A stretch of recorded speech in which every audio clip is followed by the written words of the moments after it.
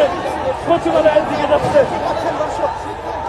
দর্শক আমরা দেখতে পাচ্ছি পুলিশের ব্যারিকেড ভেঙে কিন্তু সচিবালয়ের দিকে যাচ্ছে।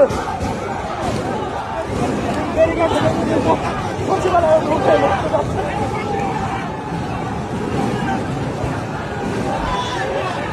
পুলিশের যে ব্যারিকেড ছিল উচ্চ মাধ্যমিক শিক্ষা অধিদপ্তরের ভিতরে ঢোকার চেষ্টা করছে, গাড়ি ভাঙচুর করছে।